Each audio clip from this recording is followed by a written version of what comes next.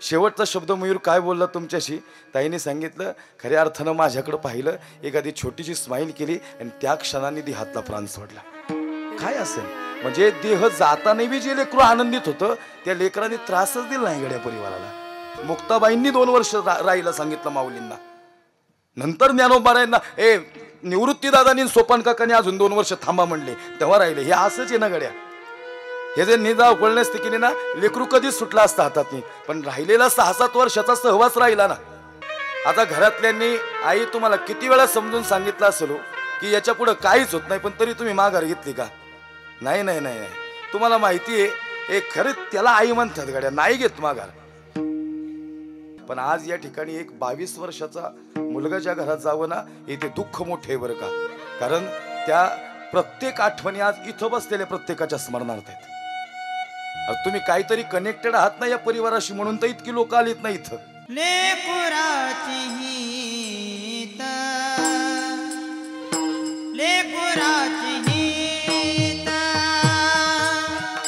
लेकुराची हित, लेकुराची हित,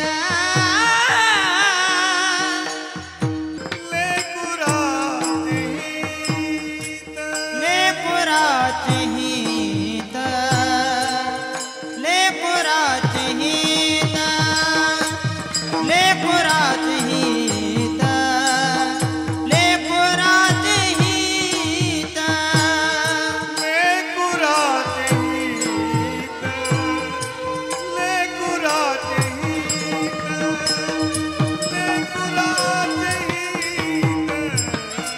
लेकुराची वाहे माऊलीचे चित्त, वाहे माऊलीचे चित्त, ऐशी गडबडाची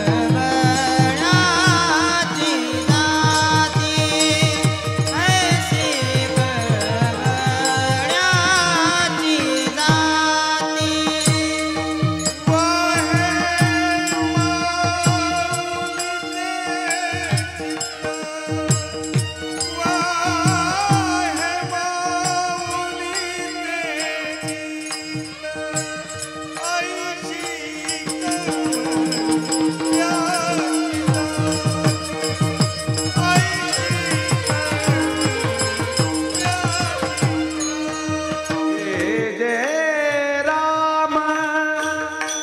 कृष्ण हरी जय जय राम.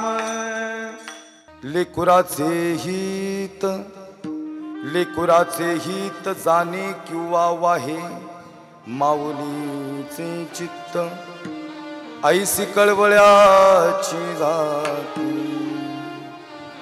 करीला भावीन प्रीती. प्रस्तुत प्राप्तस्थळी प्राप्त प्रसंगी हरिकीर्तन रूपी सेवेकरता सादर केलेला भंग.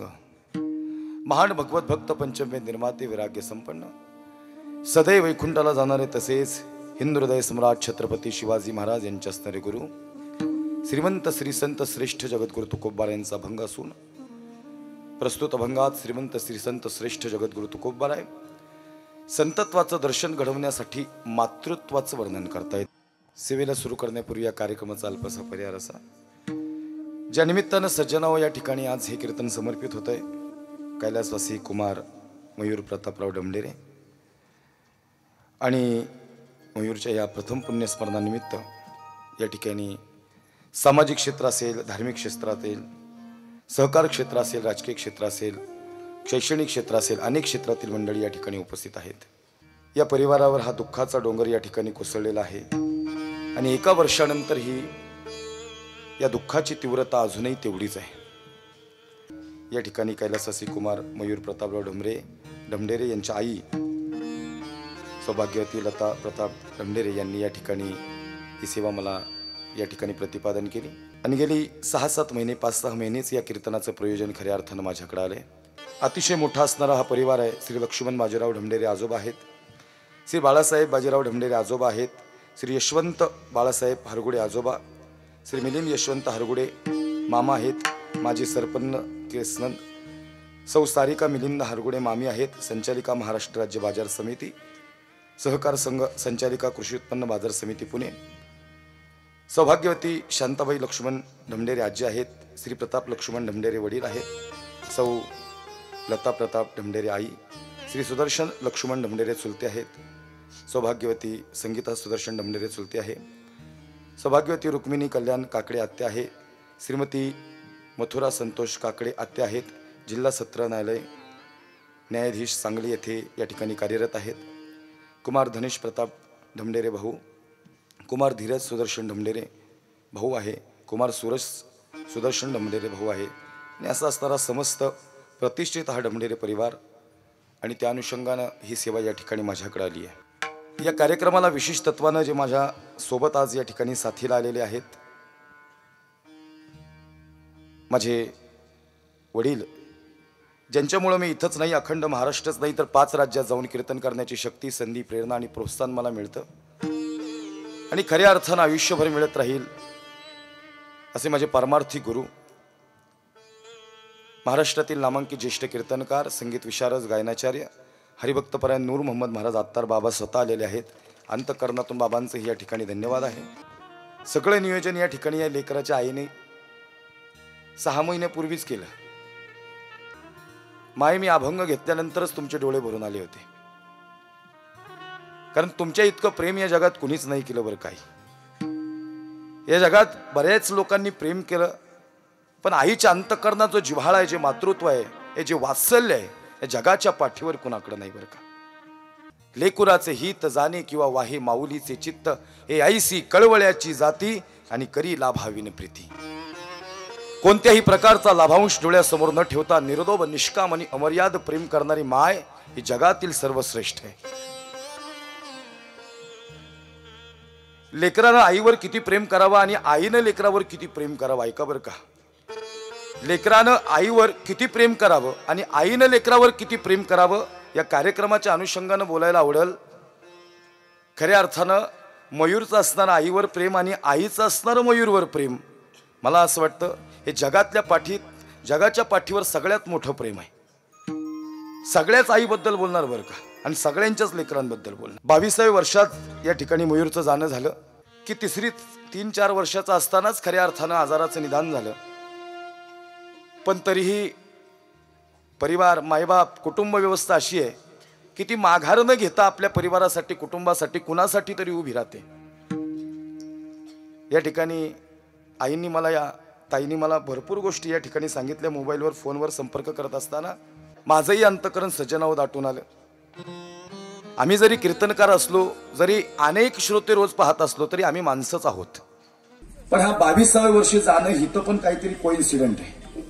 माझे माऊली ज्ञानोबा यांनी 22व्या वर्षी समाधी घेतली, 22व्या वर्षी समाधी घेतली, म्हणजे 22 वर्षात तशी तर 16व्याच वर्ष। पण मुक्ताबाईंसाठी 2 वर्ष थांबले।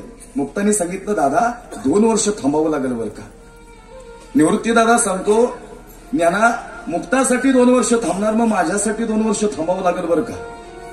आणि मग सोपान काकांनी पुढे येऊन सांगावं, या दोघांसाठी थांबला ना, आता आमच्यासाठी दादा 2 वर्ष थांब। माय लक्ष देऊ नाही का बरं का। म्हणजे तर या आजाराचं माहिती असतानाही सुद्धा या परिवारानं दाखवलेलं धाडस हे कौतुक करण्यासारखं आहे। आज इथं सगळेच आहेत, मयूरचे चुलते आहेत, वडील आहेत, मामा आहेत, आई आहेत, चुलते आहेत, आत्या आहेत, या सगळ्यांचं नितांत प्रेम आहे। आणि मी तुम्हाला खरं सांगू, या प्रत्येकाच्या हृदयात आज या लेकराची आठवण दाटून आली असेल।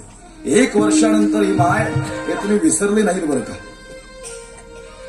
कारण असं आहे, ते परदुःख हे शीतल आहे, पण ज्यावेळेस स्वतःचं असतं ना, त्याची तीव्रता खूप मोठी असते बरं का। ज्यावेळेस एखादं दुःख दुसऱ्याचं असतं त्यावेळेस ते पाहायला वेगळं वाटतं, पण ज्यावेळेस स्वतःच आहे त्यावेळेस त्याची तीव्रता खूप मोठी आहे। सर्वप्रथम या परिवाराचा धन्यवाद आहे, यांनी माझी जात, धर्म, पंथ काही न पाहता मला बोलवलंय। खऱ्या अर्थानं पुण्यस्मरणाचं कीर्तन, बऱ्याच ठिकाणी चर्चा होतात की महाराज मुस्लिम समाजाचे आहेत, आणि असं होत नाही बरं आपल्या भारतात, आपल्या महाराष्ट्रात आता नाहीये जात धर्म। पण काही लोक मला कौतुकाने पाहायला निश्चित आले असतील की मी याच भागातला आहे, सिंहगड किल्ला कोंढाणा आहे इकडं, या पुण्यातलाच आहे, माझा जन्म इथलाच आहे, माझी कर्मभूमी ही जन्मभूमी आहे. माझ्या वडिलांना मी आज आवर्जून कीर्तनाला घेऊन आलोय. त्यांचाच कार्यक्रम होता, त्यांना म्हणलं यावं लागल, ताईने तुम्हाला आग्रह केलाय. त्यांनी मला सांगितलं माझ्या मुलीसाठी मी नक्कीच येणार. बघा तुम्ही 70 वयात बापाचा आवाज बघितला असेल. मला आनंद वाटतो परमार्थ करताना. या वयात वडिलांनी मला साथ करावी. कधी कधी एकाच दिवशी वडिलांनी एका गावात कीर्तन करावं, त्याच वेळेला मी दुसऱ्या गावात फेटा घालून उभा असावं. सज्जन हो, परमार्थात काही मागितलं ना, मला वाटतं परमार्थात मागावं परमार्थातलं. आणि म्हणून जरी बापाचा जरी त्याग असला ना, तर ही पांढरी शुभ्र कपडे दिसतात का तुम्हाला, हे आता संध्याकाळच्या कीर्तनाची सगळी सोय माझ्या आईने लावून ठेवली. तिला माहिती माझं पोरगं दमून येणार आहे. 4 दिवस झाले त्याची भेटच नाही गड्या. कसं असन कोणास ठाऊक, पण अजून तशीच बॅग भरून ठेवली असन. कारण तिला माहिती आहे 2 मिनिटं त्याला बोलायला वेळ नाही, तो तशीच बॅग उचलणार आणि कीर्तनाला निघणार. माय, या आईच्या अंतकरणात काय जिव्हाळा उत्पन्न झाला ना, त्या आईच्या अंतकरणाला काय दुःख झालं ना, ती आईच जाणू शकते बरं का. 9 महिने 9 दिवस या लेकराला मोठं करावं गड्या.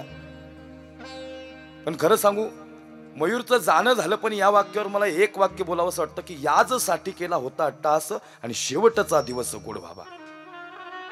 तसं तर परिवाराने खूप प्रयत्न केला, हे लई प्रयत्न केला. एखादा दुसरं कुटुंब असताना हे डासळून गेलं असतं.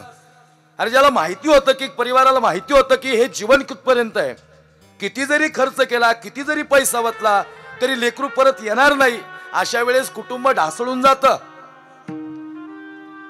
पण तरीही ढासळून न जाता जगाच्या पाठीवर सगळी प्रेम करतील बर का.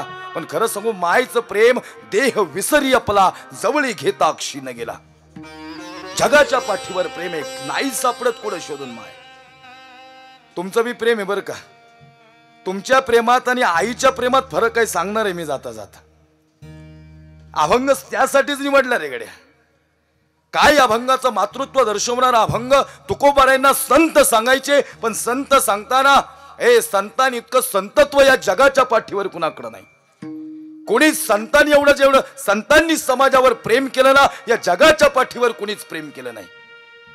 जगद्गुरु तुकोबाराय, माऊली महावैष्णव ज्ञानोबाराय, ज्या ज्या संतांनी समाजाकडे पाहिलं, व्यावहारिक दृष्ट्या संत समाजाला प्रबोधन आणि उद्बोधन करत राहिले, त्यावेळेस संतांना जाणवलं की या जगात एकही असं प्रेम नाही की जे संत समाजावर करतात ते सांगावं. म्हणून तुकोबारायांनी खऱ्या अर्थाने एक अभ्यासपूर्व भूमिका अभंगात मांडली की आई लेकरावर जेवढं प्रेम करते ना, तेवढं संत जनांवर प्रेम करतात. मी ताईंना कालच बोललो, परवाच, की ताई हे कीर्तन माझ्यासाठी किती जड आहे मी तुम्हाला सांगू शकत नाही. कारण मी माय आणि लेकराचं प्रेम खूप जवळून अनुभवलंय गड्या. मी अशी आई बघितली की रात्री 2-3 वाजता गड्या लेकराला जवळ घेऊन झोपणारी माय. पण ती अशी लेकरं बघितली की कधी 2, 2:30, 3 वाजता एवढं ताप आला तरी पोरासाठी उठणारी आई, लेकरासाठी उठणारी आई त्या डोळ्यांनी पाहिली गड्या. पण कधी अर्ध्या रात्री तिथं स्ट्रोक बसताना कधी माय निघून गेली ना, लेकरू शोधत होतो बरं का आईला. किती वर्ष झाले गड्या माय भेटनाच नाही. आपल्या जीवनात आपल्या जीवनातलं दुःख वेगळं आहे. आम्ही संतांच्या जीवनात डोकावून पाहिलं ना, माऊली ज्ञानोबारायांनी आणि विठ्ठल पंतांनी देहांत प्रायश्चित्त घेतलं आणि लेकरं ज्या वेळेस अनाथ झाली ना, हे दुःख मोठं होतं जीवनातलं. काय मिळालं रे यांना? संतांनी समाजावर प्रेम केलं. तुकोबाराय सांगतात, आम्ही लोकांवर प्रेम केलं, पण समाजाने तेवढं आम्हाला दिलं नाही गड्या. नाही दिलं समाजाने तेवढं. आम्ही समाजाला सांगितलं, देव घ्या कोणी, देव घ्या कोणी, आयता आला घरपसोनी. आम्ही देव परमार्थ नामस्मरण समाजापर्यंत घेऊन गेलो, पण समाजाला ते नामस्मरण कळलंच नाही गड्या. आम्ही येणार नव्हतो इथं, आम्ही वैकुंठवासी आलो याच कारणासी. आम्ही वैकुंठवासी कशासाठी आले, आलो याच कारणासी. झाडू संतांचे मार्ग आणि आड राणी भरले जग. या जगाला आड रानातून काढून सन्मार्गाला लावण्यासाठी आम्ही आलो. आम्ही येणार नव्हतो इथं, आम्ही आलो विठोबानी आम्हाला पाठवलं म्हणून आम्ही आलो. काय पडलं नव्हतं संतांना या समाजाचं. पण संतांनी समाजाकडे ज्या वेळेस पाहिलं ना, महेश महाराज, समाजावर संतांनी खूप प्रेम केलं बरं का, खूप प्रेम केलं. ही भूमिका अभंगाच्या पहिल्या चरणापर्यंत येण्याचा प्रयत्न आहे फक्त. आणि एवढं प्रेम करत असताना संतांनी समाजावर प्रेम केलं, पण समाजाने त्याच्या पलटी संतांना काहीच दिलं नाही. संत म्हणतात निरपेक्ष भावनेनं प्रेम केलं. कधी कधी माय तुकोबारायांना इतका परमार्थ करताना त्रास झाला की कधी स्वतःच्या बायकोला बी तुकोबारायांचा अधिकार समजला नाही. आवले लय विठोबाव प्रेम आहे ग माझं. आवली म्हणती तुमच्या काळ्या विठ्याचा मोडदा गेला आणि ही वेळ आली म्हणली माझी. हे प्रेमाचे शब्द असतात बरं का. आवले काय झालं का ग सारखीच तू नाराज असती बाई माझ्यावर. अगं माझ्यावर नाराज झाली तरी चालेल. अगं समाज पण मला बोलतो आवले ए सावकारकी होती तुकोबारांची पाण्यात टाकून दिली.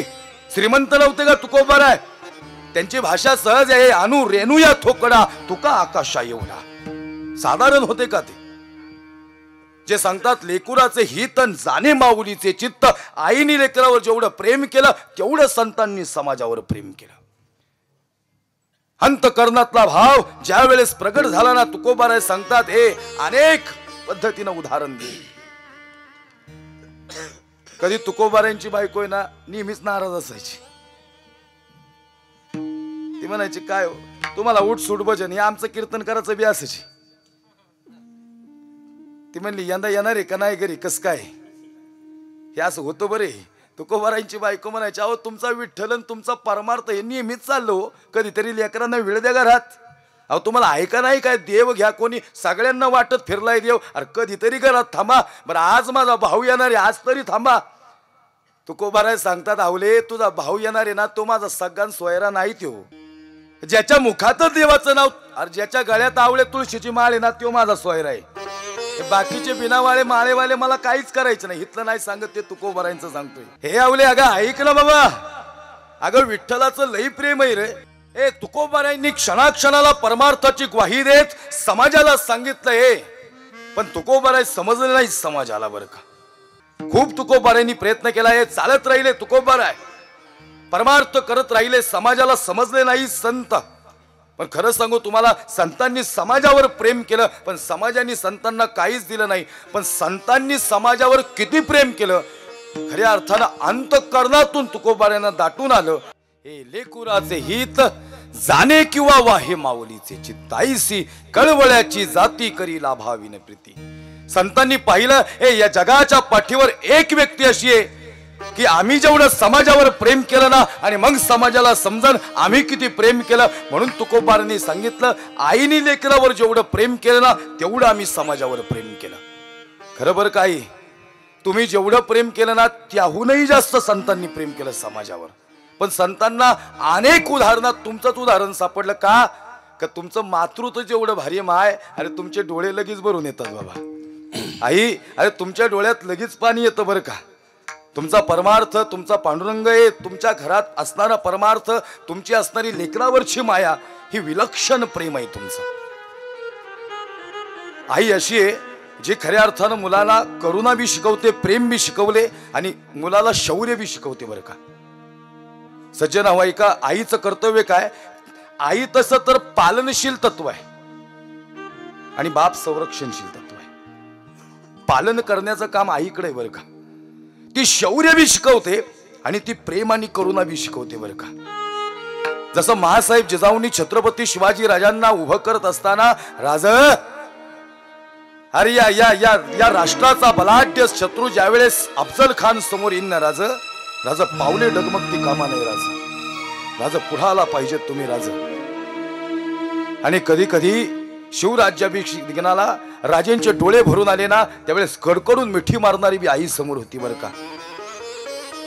आणि खरं सांगू जोपर्यंत आई आपल्या लेकराचं हित बघत नाही ना गड्या तिला वाटत पण नाही आपल्या देहातला प्राण सोडावा. हे जशी मायच्या अंतःकरणात लेकरू चालायला लागलं ना गड्या त्याच्यापेक्षा फास्ट माय पुढे चालतच नाही. नाही नाही नाही तिच्या अंतःकरणात वेगळीच माया रे. हे तिची माया कोणीच सांगू शकत नाही. तुम्हाला खरं सांगू या सगळ्या गाड्या आहेत ना या सगळ्या गाड्या या मॅन्युफॅक्चर कंपनीने केल्यात. कदाचित याचं फायरिंग जर कमी जास्त झालं ना एखाद्या वेळेस इंजिनियरला समजणार नाही. पण घरासमोरून किती बी गाड्या जाऊ द्यात पण आपल्याच लेकराची गाडी आहे ही ओळखणारी इंजिनियर म्हणजे आई आहे. तिला माहिती आहे माझ्याच लेकराची गाडी आहे. किती बी जाऊ द्यात गाड्या किती बी जाऊ द्यात चाहूल घे ती चाहूल लेकराची. आई खरंच तुमच्या कार्याला सॅल्यूट बरं का. आई तुम्ही धीर सोडला नाही राहू शेवटपर्यंत तुमच्या हृदयात एक होतं की काही जरी चालेल, मी माझ्या मयूरसाठी काही बी करन. ते मला सांगत होते. खऱ्या अर्थानं आम्ही ज्या वेळेस पुण्यस्मरणाची कीर्तनं घेतो त्या वेळेस त्या परिवाराला विचारतो, बाबा हे आईचं तुमचं कार्य काय, कुणाच्या घरातले वडील गेलेले असतात. पण आज या ठिकाणी एक 22 वर्षाचा मुलगा ज्या घरात जावं ना, इथे दुःख मोठे आहे बरं का. कारण त्या प्रत्येक आठवणी आज इथं बसलेल्या प्रत्येकाच्या स्मरणार्थ आहेत. तुम्ही काहीतरी कनेक्टेड आहात ना या परिवाराशी, म्हणून तर इतकी लोक आलीत ना इथं. काय करते आई लेकरासाठी गड्या, काय करावं रे. तमिळनाडूच्या ठिकाणी जाऊन एवढं राहणं, एवढं लेकरासाठी करणं. बरं माईला माहिती बी आहे की माझ्या लेकराचं जीवन किती, असं असताना बी लढावं. म्हणजे एक कुठंतरी आशेचा किरण भासतो ना. खरं सांगू आई, तसे ते माऊली ज्ञानोबाराय 16व्या वर्षीत निघणार होते. मी मगाशी सांगितलं ना तुम्हाला, माऊली ज्ञानोबाराय 16व्या वर्षीच कार्य संपून निघणार होते. जसे माऊली ज्ञानोबारायांच्या जीवनात आई म्हणून मुक्ताबाई उभी राहिली ना, तसे मयूरच्या जीवनात तुम्ही बरं का, 100% तसं तुम्ही. मुक्ता सांगते दादा, कारण ज्या वेळेस ज्ञानोबारांनी ताटी लावून घेतली ना, त्यावेळेस मुक्तानी विनंती करून, ताटी उघडा ज्ञानेश्वरा, योगी पावन मनाचा, साही अपराध जनाचा. दादा, या जनाचा आघात सहन नाही का होत का रे तुला. पण ऐक ना, समाजाचं कामच त्रास दे नाही बाबा, आपण खचायचं नसतं रे बाबा. म्हणजे 7 वर्षाची मुक्ता ज्या वेळेस ज्ञानोबारायांची आई होते, आणि ज्या दिवशी ज्ञानोबाराय स्वतः समाधीला निघतात ना, त्यावेळेस सगळ्यात जास्त डोळे आईचे भरून येतात. की माऊली ज्या वेळेस समाधीला निघाले ना, बघा 22 वर्षात मयूरचं जाणं झालंय. पण आई, काही माणसं अशी असतात ती थोडेच दिवस येतात बरं का, पण ती आयुष्यभरासाठी लक्षात राहतात. आता इथं बसलेले आई आहेत ना, या प्रत्येकाच्या डोळ्यात पाणी आहे बरं का. आई, मुक्ता काय म्हणत होती माहिती का, मुक्ता आई झाली ज्ञानोबारायांची. तशी ही आई कधी म्हटली असेल बरं मयूरला, दादा तुझं बोलणं परत नाही यायचं रे बाबा, का नाव आता खरंच चाललं का रे.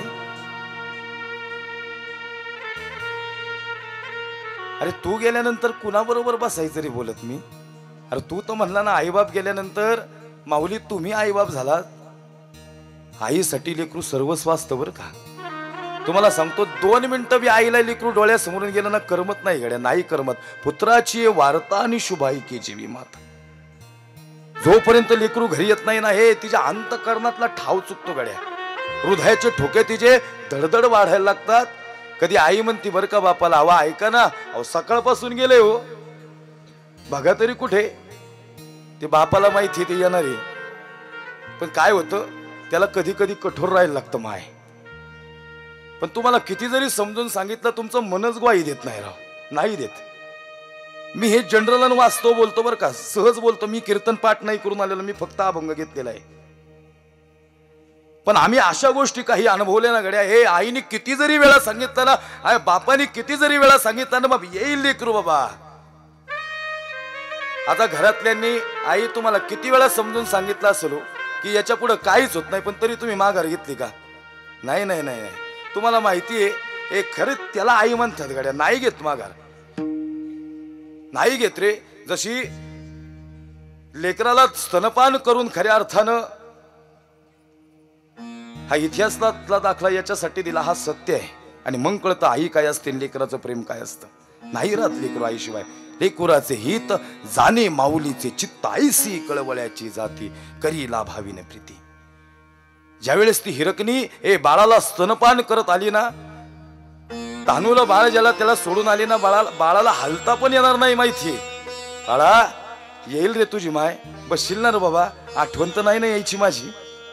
मातेनी ज्या वेळेस कष्ट करायला यावं, विक्री करायला यावं, व्यापार करायला यावं, हे गडाचा नियम, गडाचे दरवाजे हे 6 वाजता बंद होतात. परंतु मायला असं वाटलं की मी जर अजून काही कमवलं तर मी माझ्या लेकराला अजून मोठं करू शकते बरं का. अहो तडफडच होती तिच्या मनात. खरंच आई तेवढं प्रेम केलं बरं का. अजून एक आई सांगू तुम्हाला, मी अशी आई बघितली, 80 वर्षाची आई आणि 60 वर्षाची तिची पोरगी. हे कॉम्बिनेशन तुम्हाला असतं. ते दोघे बसले ना, त्या म्हातारीने असा डोक्यावनी हात फिरवला. मला वाटलं या बहिणी बहिणी आहेत. सहज त्यांच्याकडला गेल्यावर ती म्हणली, अहो महाराज लेक हो माझी. एवढी पिशवीत तांदळाची गोण काढून दिली. मी म्हणलं आजी अहो तुमची लेख तर लय श्रीमंतराव फॉर्च्युनर मध्ये उतरली तुम्ही आज काय म्हणताय? ती म्हणली तसं नाही, तिचं ऐश्वर्य किती हे पुरी, अगं तुझं ऐश्वर्य किती घास होते ग, पण मी नेलेलं भात तांदळाचा भात करून खाशील ना, पहिला घास उचलशील ना माझी आठवणी, म्हातारीची आठवणी कितीला. हे आठवणी ती जगाच्या पाठीवर एवढं प्रेम कोणीच करू शकत नाही. नाहीच. मी का सांगितली आई तुम्हाला? ती हिरकणी का सांगितली? गडाचे दरवाजे बंद झाले माय, आणि गडाचे दरवाजे बंद झाल्यानंतर विनंती केली हिरकणी, माझं तान्हुळ बाळ आहे बाबा घरी, अरे जाऊ द्या मला. पहारेकरांनी सांगितलं, हिरा, हा गडाचा दरवाजा आता राजासाठी बी उघडत नाही बाई. आता राजानी जरी सांगितलं ना दरवाजा उघडायचा, नाही उघडत. मग आईने सांगितलं, अरे लेकरू घरी एकटे बाबा, अरे ते जर उठलं त्याला जर राग आली, खऱ्या अर्थानं रडून रडून दे हातला प्राण सोडेल. हिरकणीची अंतकरणातली भावना उफाळून आली गड्या. आई ऐका बर का, हा प्रसंग अंतकरण इतिहास सांगायला उभा नाही, कीर्तनातलाच विषय, पण हा विषय का सांगितला? हिरकणी सारखी आई लेकरासाठी तडफड करत होती जाण्याची. जबरदस्त हिरोजी इंदलकरांनी बांधला रायगड, ज्याचा ऊन वारा पाऊस धारा यायला बी जागा नाही इतका भयानक. आणि गडाचे दरवाजे बंद झाल्यानंतर गडावरून खाली उतरणं हे अवघड आहे. दुश्मन येऊ बी शकत नाही, जाऊ बी शकत नाही. त्या रायगडावरून खऱ्या अर्थानं हिरकणी नावाची एक रणरागिणी, एक आई निघाली बर का. आणि जात असताना हिरकणीने ज्या वेळेस हिरकणीने तो गड उतरून गेली, तुम्हाला खरं सांगू माय, डोक्यापासून नखापर्यंत सोलटली रे आई, डोक्यापासून नखापर्यंत. पहारेकरांनी सांगितलं, हिरा अगं लागल ग बाई, अरे लागू दे, माझं लेकरू घरी एकटं बसले गाड्या, जावं लागल मला त्याच्यासाठी. रडून रडून जशी आई गेली ना, रक्तभंबाळ झालेलं शरीर एका सेकंदाची तमा न मागता हिरकणीने खऱ्या अर्थानं बाळाला स्तनपान केलं. खरं सांगू, आईच्या जीवनातला सगळ्यात मोठा दिवस काय? इंदिरा गांधींना ज्यावेळेस प्रश्न विचारला ना, त्या म्हणतात, ज्या दिवशी मी पंतप्रधान झाले तो माझ्या जीवनातला मोठा दिवस नाही, ज्या दिवशी माझ्या लेकराला पहिलं दूध पाजलं ना, तो दिवस माझ्या जीवनातला सगळ्यात मोठा दिवस आहे. ज्या दिवशी मी स्तनपान केलं ना, तो दिवस मोठा आहे गड्या. देह विसरी आपला जवळी घेता अक्षीने गेला माय. लेकरू जर 2-4 मिनिटं नाही नसू द्या डोळ्यासमोर, काय उलगाल रे तुमच्या जीवाची, काय उलगाल जीवाची, काय उलगाल झाली असन गड्या. काय वाटलं असन आईला? अंतकरणाचा ठाव चुकला बर का. लेकरू नाही दिसलं ना तडफडतो तिचा आत्मा, ती सांगू बी शकत नाही शब्दात किती प्रेम करते ती. नाही कोणत्याच. आता मला सांगाव तुम्ही, किती शब्दात कागदावर तुम्ही लिहू शकता तुमच्या लेकराव तुमचं किती प्रेम आहे? मुलं विन मुली बर का. हे सांगितलं कशासाठी? सज्जनावा आजचं कीर्तन थोडं वेगळ्या पद्धतीनं मांडलंय मी. सज्जनावर नक्कीच चिंतन मांडले, माऊली ज्ञानोबारायण तुकोबारायांची भूमिका मांडली, पण हे मांडत असताना या लेकराविषयी आईच्या अंतकरणात असणारं प्रेम मांडलं. खरं सांगू, आज मयूरजी थवी असेल तिथे हे कीर्तन ऐकत असेल बरं का. त्या मायेने सांगितलं, मी सहज त्यांना प्रश्न विचारला, म्हणलं खरं सांगा ताई, शेवटचा शब्द मयूर काय बोलला तुमच्याशी? ताईने सांगितलं, खऱ्या अर्थानं माझ्याकडे पाहिलं, एखादी छोटीशी स्माईल केली आणि त्या क्षणाने ती हातला प्राण सोडला. काय असेल म्हणजे देह जाताना बी जे लेकरू आनंदित होतं, त्या लेकरांनी त्रासच दिला नाही गड्या परिवाराला. ते आमच्या विजयाताई आल्यात बघा आज कीर्तनात, एवढ्या लांबून आल्यात. त्यांच्या लेकराला म्हणजे आमच्या चंद्रकांत भाऊनी काळजाचा तुकडा काढून दिला लेकराला, काळजाचा. विचार केला नाही बापाने या क्षणाला, बाप तुटून पडला. खरं सांगू, पोरांनी शेवटचा प्राण बापाच्या खांद्यावर सोडला जीव गाड्या. काय प्रेम असं या जगातलं, हे प्रेम परत येऊ शकतं? पण हे दुःख लेकर आई, हे बघा, मायबाप लेकरा समोर जावे हे वेगळे, पण मायबापा समोर लेकरू जावं ना, हे दुःख लई मोठे, लई मोठं दुःख आहे गड्या. मायबापा समोर लेकरांना निघून जावं, आणि अगदी कमी वयात हे जाण्याचं. आणि म्हणून मी तुम्हाला माऊली ज्ञानोबाराय सांगितले, हा प्रसंग इथं रिलेट करायचं कारणच ते होतं. नंदराज बाबा ज्या दिवशी माऊली ज्ञानोबाराय समाधीला निघाले ना, हे समाधीस्थ झाले माऊली ज्ञानोबाराय. पण जात असताना सगळे रडत होते बरं का. ज्ञानोबारायांकडे पाहून मुक्ता रडत होती, निवृत्ती दादा, सगळे समोर असे सोबतीला होते. अंतकरण भरून आलं होतं सगळ्यांचं. हिरकणी सांगितली, आई शिवचरित्र कीर्तनात सांगतात का नाही तो नंतरचा विषय. हिरकणी का सांगितली? लेकराला जाऊन स्तनपान केला, राजाला राग आला. राजा म्हणला, हिरोजी, अरे तू मानला ना बाबा गड, मग कशी काय गेली हिरकणी कडा उतरून? राजा सांगतायत, हिरकणीला बोलून आला समोर. रक्तभंबाळ झालेली हिरकणी एक आई लेकरासाठी गेलेली उभी केली, आणि मग हिरकणीला प्रश्न विचारला, हिरा अगं तुझा सन्मान करायचा म्हणून बोलवलं बाई तुला. अगं हा कड आहे ना, या कड्यावरून कोणीच उतरून जाऊ शकत नाही. ऊन वारा पाऊस धारा येऊ शकत नाही बाई. इतका जबरदस्त टेक्निकल इंजिनियर आहे आणि या इंजिनियरनी बांधलाय हा गड. हिरो जिंदलकर सांग हिरोजी, अरे कशी काय गेली हिरा. हिरा सांगते राज मला माफ करा बर का राज, मी नाही सांगू शकत मी कशी गेली, पण गडाचे दरवाजे मिटले, माझं लेकरू घरी एकटं होतं. एक काय होईल लेकराचं माहिती नाही. ज्या लेकराला कुजबी बदलता येत नाही गड्या, त्या लेकरासाठी आईचं लक्ष कामात लागल वय तरी.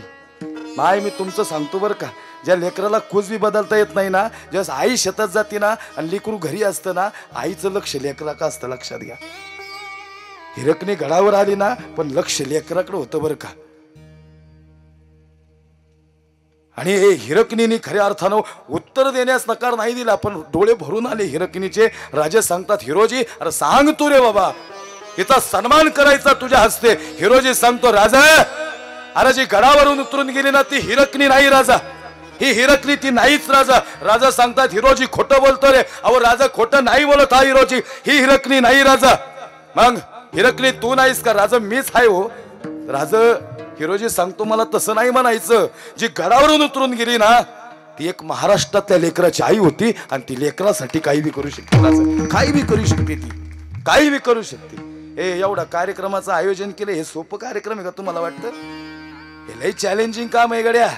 गेल्यानंतर हृदयात प्रेम पाहिजे. अरे माणसं अशी येतात अशी पाखरागत उडून जातात रे. इथं बसलेली माणसं कोण कुणाच्या बाजूला बसलंय, क्षणभंगूर नाही बरोबरचा. पण खरं सांगू हे संतांनी प्रमाण दिलं, देह जाऊ अथवा राहो पांडुरंगी दृढ भाऊ. काय जीवन बनवलं हो परमेश्वरानं, काय ईश्वरानं जीवन दिलं गड्या आम्हाला. किती सुंदर जीवन बनवलं बघा ना. काय इथं माणसाची किंमत वाढली पाहिजे बरं का बाबा. आज लेकराविषयी मयूरविषयी सांगताना हे आई का सांगावी लागली की नितांत प्रेम केलं माईने. कोणती आहे अशी, कोणतं लेकरू असं रे. अरे इतका प्रचंड देहाला पोराला त्रास होता ना, एका शब्दाने बोललं नाही लेकरू आईला राव. एका शब्दानं घरातल्या एका व्यक्तीला बोललं नाही लेकरू. एखादा असतं तर किती चिडचिड केली असती.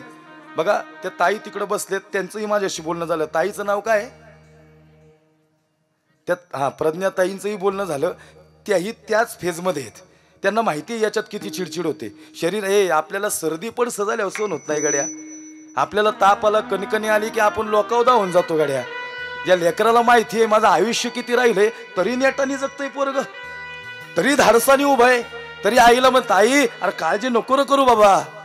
म्हणजे लेकरांनी आईला सावरावं तसं तर आईने लेकराला सावरण्याचा प्रयत्न केला, पण मयूरने आईला सावरलं, या परिवाराला सावरलं. माय अगं नको काळजी करू, अगं जेवढं आयुष्य आहे तेवढं देवाने दिलंय तेवढं येणार बाबा. कुणासाठी? पण खरं तर आयुष्य वाढवलं बरं का तुम्ही तुमच्या मुलाचं. तुम्ही जर एवढी तडफड केली नसती ना, एवढ्या लांब लांबपर्यंत लेकराला नेलं नसतं ना, कदाचित तुम्हाला त्याच्या अजून 6-7 वर्ष सापडलेच नसते नंतरचे. म्हणून या परिवाराचं अभिनंदन या गोष्टीसाठी. खरंच हे असा परिवार असावा गड्या. पैसा पाणी किती बी जाऊ दे ना, लय पैसे येते. तुम्हाला खरं सांगू कधी आपला माणूस तुटला ना तिथं पैसे बघायचंच नाही गड्या. लय पैसे येतात, प्रारब्धाने येते ते.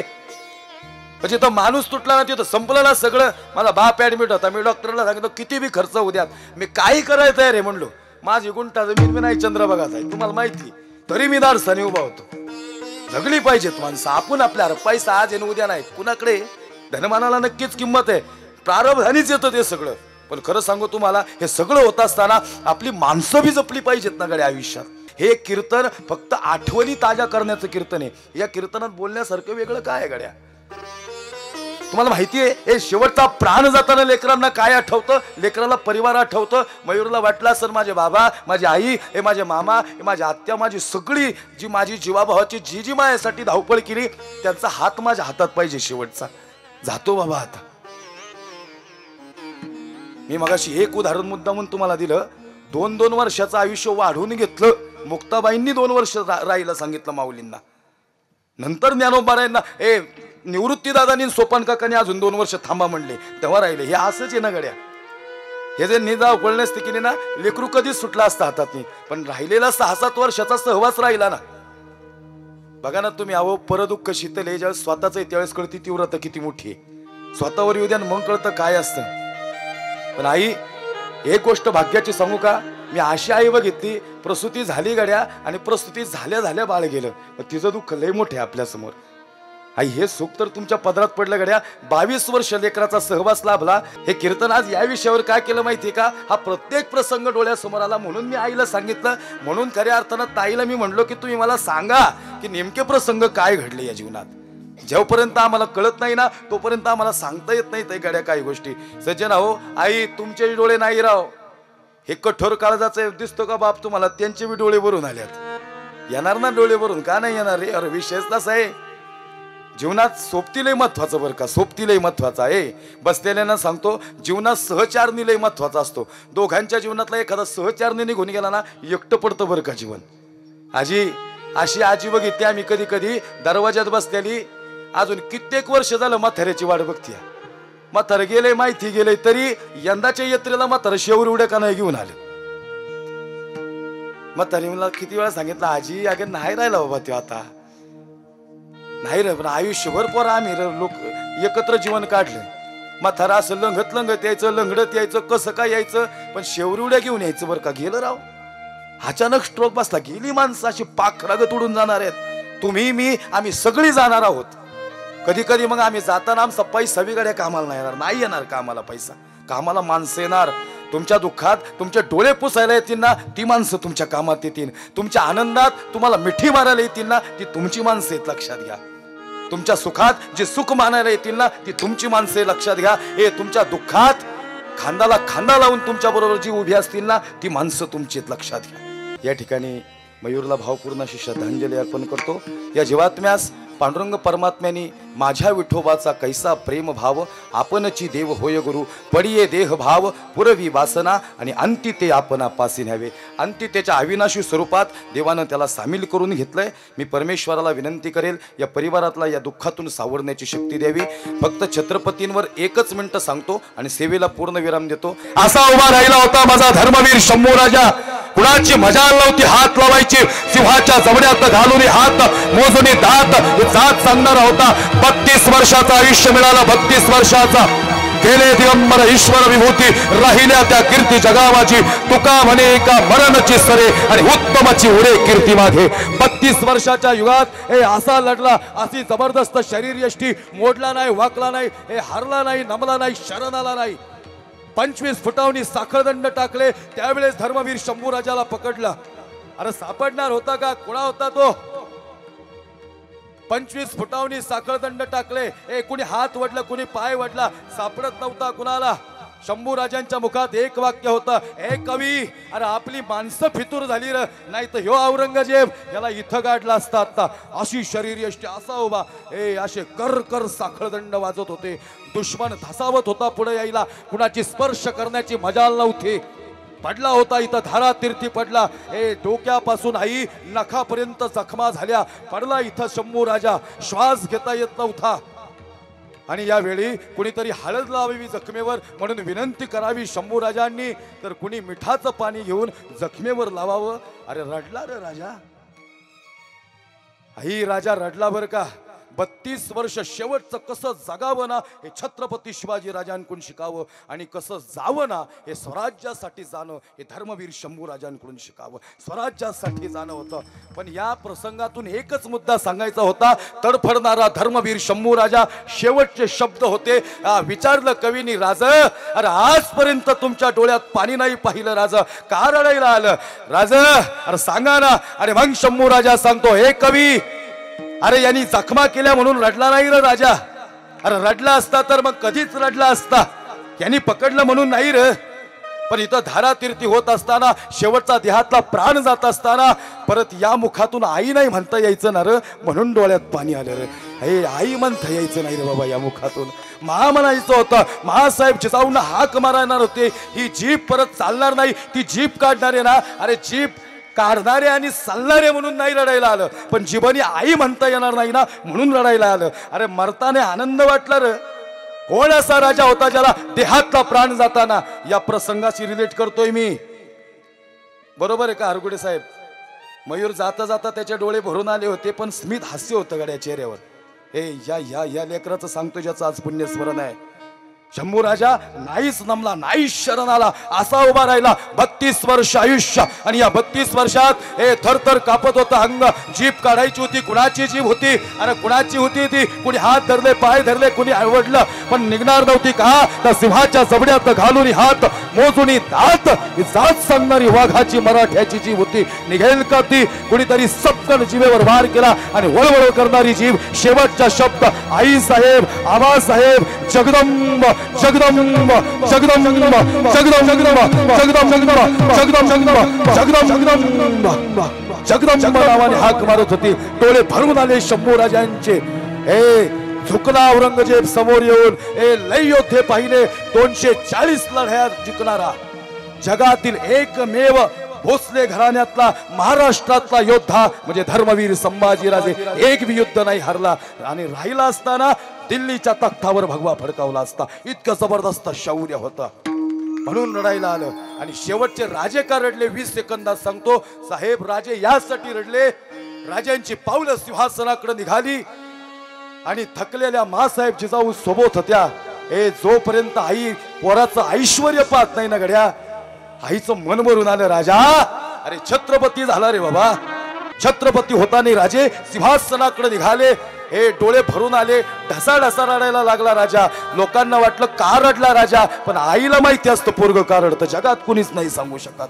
महासाहेब जिजाऊ उभ्या राहिला आणि कडकडून राजांना मिठी मारली. राजा अरे मला माहिती आहे रे तुमच्या डोळ्यात का पाणी आलं. राजा सांगतात, मला माफ कर ग बाबा, माफ कर आई मला. पण खरं सांगू आई, आज मी सिंहासनावर बसतोय ना, हे आई आज मी सिंहासनावर बसतोय ना, पण ज्यांनी ज्यांनी ज्यांनी ज्यांनी माझ्यासाठी बलिदान दिलं ती सगळी माणसं मला आठवत्यात आई. राजे सांगतात, ताना नाही ग माझा समोर ज्याच्या रक्ताच्या चिळकंड्या उडल्या. हे आई अगं नाही माझे बाजी प्रभू देशपांडे ज्यांचे तुकडे गोळा करून आणले ग. ए तोफे आधी नाम रे बाजी, हा शब्द बोलणारा बाजी डोळ्यासमोर आई. बाजी सांगत होते, राजा एकदा छत्रपती होताना बघायचंय.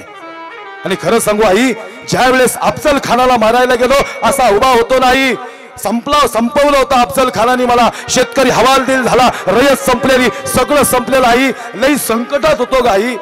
मृत्यू जवळ आला होता, देहातला प्राण चालला होता, पण देहातला प्राण जाताना एक गोष्ट आठवली, आई तुझं स्मरण करत होता राजा. आई तू सांगितलं ना अफजल खानाच्या पुढे पावलं थरथर कापता कामा नये. ताई साहेब तुम्ही लेकराला सांगितलं असेल, मयूर तुला लढायचंय बाबा, अजून जगायचंय बाबा. माने सांगितलं, राजा चला तुम्ही लढा. अफजल खान मोठा शत्रू आहे. 2 हाताचा असा असा एवढं वाव शरीर, पहाड वाकवल इतकी भयानक ताकद, अशी मिठी मारणारा अफजल खान. मिठी मारली किती हातला प्राण काढणारा. राजांना मिठी मारली. आओ राजे आओ, आवर हमारे गले लग जाओ. राजांना मिठी बसली होती. देहातला प्राण जाऊ लागला. पांढरे शुभ्र डोळे, लालबुंड डोळे. संपला राजा, संपला स्वराज्य, संपला महाराष्ट्र. दुश्मनांनी हास्य केलं होया महाराष्ट्राच्या प्रतापगडच्या पायथ्याला. खान आला मात्र खानाची ताकद 7.5 फुटाचा आणि 5.5 फुटाचा तेज तर्रार राजा. असं पकडलं राजाला. संपला राजा. राजाने देह सोडून दिला. राजाला आठवलं, आईने सांगितलं, राजा शेतकरी डोळ्यासमोर आण बाबा. हवालदिल झालेली रयत डोळ्यासमोर आण. राजा हरायचं नाही तुला. आणि राजे सांगतात, आई हे आई अगं या हैवानाने आपली मंदिरं उद्ध्वस्त केली. अरे यांनी या सैतानाने आपल्या आया बहिणींची इज्जत तुटली. आई ताकद दे तुम्हाला. ताकद आली राजांना. भगवा काढला. भगवा म्हणजे शान, भगवा म्हणजे मान आणि भगवा म्हणजे महाराष्ट्राचा अभिमान. राजांच्या समोर भगवा उभा होता. वाघनक्या होती जी बापाने दिली होती. वाघनक्या सपकन वाघनक्या काढली. संपला राजा. रूज पडली. कटारीचा वार झाला राजावर. वाघनक्या होती सपकन अफजलच्या पोटात खुपसली. खपकन कोताला बाहेर काढला. दगा अरे ये दक्कन के शेर ने दगा किया. चल कृष्णाजी आला. कृष्णाजी उडी मारली. राजांवर वार केला. वार हुकला. कृष्णाजी पडणार, कृष्णाजी पडणार. कृष्णाजीने पाहिलं राजे पडणार, राजे पडणार. अफजल खान सांगतो, चल चल चल चल चल चल सय्यद बनना, उडा उस राजा की गर्दन. आला सय्यद बनना. 9 फूट उडी मारली. दानपट्टा चालवला. राजांची गर्दन होणार तर पाहिलं जीवानं. राजे सांगता, जीवा चल. आला जीवा. 10 फूट उडी मारली आणि या ठिकाणी सय्यद बंडाचा हात वरच्यावर उडवला आणि इतिहास कडला होता. जीवा वाचला शिवा. आतड्या एकत्र होत्या. माझी काय अशी लई इच्छा नाही लई वेळ कीर्तन करावी. या परिवाराने काहीतरी विश्वास ठेवून मला बोलवलंय. मला खरंच डोळ्यात पाणी आलतं. काल माहिती का, राजा सिंहासनावर पावलं जात नव्हती, राजाला आपली माणसं आठवती तिकडे. ते हातला प्राण जाताना राजा सिंहासनावर बसताना आपली माणसं स्मरणात होत होती आणि अशी पावलं पडणारी परत रिवर्स उडत होती. आई सांगते, राजा अरे तुझ्यासाठीच लढली ती माणसं, जा बाबा, शतकानुवर्षानंतर आज कुणीतरी छत्रपती मिळते या मातेला, झालं रे राजा. राजा गेला. खरं सांगू तुम्हाला, हे स्वराज्य निर्माण झालं पण आई वडिलांचे संस्कार होते लेकरांवर. आई तुमचं लेकरू गेलंय, पण खरं सांगू गेले दिगंबर ईश्वर विभूती, राहिल्या त्या कीर्ती जगामाची. तुमच्या प्रत्येक आठवणीत ते लेकरू इथं आहे. माझे माऊली ज्ञानोबरायांची संजीवन समाधी झाली बरं का, पण खरं सांगू आज आपला मयूर ह्या सगळ्यांच्यात आहे, तो जिवंत आहे, इथंच आहे. आणि तुम्ही जेवढा आनंदात राहाल तेवढा त्याला तिथं आनंद होईल. खऱ्या अर्थानं असो झालेली सेवा पांडुरंग परमात्म्याच्या चरणी समर्पित करतो.